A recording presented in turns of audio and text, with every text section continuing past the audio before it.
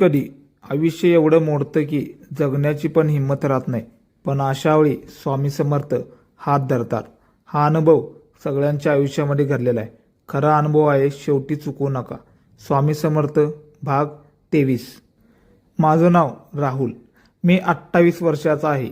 घरचा एकमेव कमवणारा आणि जबाबदारीनं भरलेलं आयुष्य चालू होतं. पण अचानक एक दिवशी अपघात झाला आणि डॉक्टरांचं एकच वाक्य सांगितलं, किमान 1 वर्ष तरी चालणं कठीण आहे, काम तरी विसरून जा. त्या वाक्याने सगळं संपलं. घरात शांतता, पण त्या शांतीमध्ये फक्त आईचा रडण्याचा आवाज ऐकू येत यायचा. मी पलंगावर पडून छतडाकडे बघायचो आणि विचारायचो, देवा, मी असं काय पाप केलं की मलाच असं केलंस? श्रद्धा डासाळी होती, मन मोडलं होतं.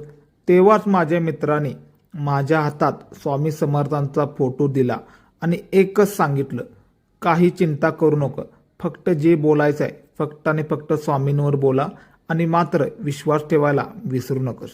त्या रात्री पहिल्यांदा मी रडलो, पण पहिल्यांदा मन मोकळं करून स्वामींशी बोललो. स्वामी, जर खरंच आहात ना, तर मला फक्त उभं राहण्याची ताकद द्या. बाकी मी स्वतः लढीन. दिवसे अनेक कठीण होते, दुखणे होतेच, पण मनात एक छोटी आशा पेटली होती. हळूहळू फिजिओथेरपी सुरू केली. शरीर साथ देत नव्हतं, पण विश्वास मात्र अढळ होता. आणि मी तो दिवस फिजिओथेरपी रूममध्ये पहिल्यांदा माझ्या पायावर उभा राहिलो. आई किचकळून रडले, मीही अश्रूने झालो. डॉक्टर म्हणाले, हे मेडिकल मिरॅकल आहे, पण माझ्यासाठी तो मिरॅकल नाही, स्वामी समर्थांची कृपा आहे. कारण त्या क्षणी माझ्या मनात एकच नाव घुमत होतं, अक्कलकोट श्री स्वामी समर्थ. हळूहळू चालायला लागलो.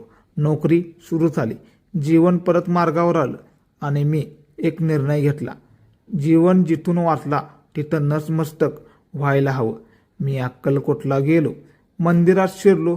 ढोल ताशाचा नाद, भक्ताचा आवाज, पण माझ्यासाठी सगळं शांत होतं. मी स्वामींच्या चरणाशी लागलो. डोळ्यातून अश्रू वाहत होतं. फक्त एकच वाक्य बोलू शकलो, धन्यवाद स्वामी समर्था, माझं आयुष्य परत दिलं. त्या क्षणी असा शांत अनुभव आला, जणू कोणीतरी माझ्या खांद्यावर हात ठेवलं आणि मनात एकच आवाज आला, घाबरू नकोस, मी आहे ना. त्या दिवसापासून आजपर्यंत एकच गोष्ट शिकली, आयुष्य मोडतं पण संपत नाही. दुखणं येतं पण श्रद्धा सोडू नकोस.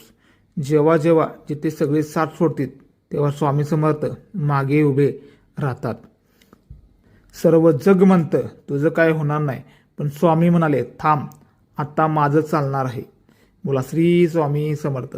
हा अनुभव कसा वाटला शेअर करा.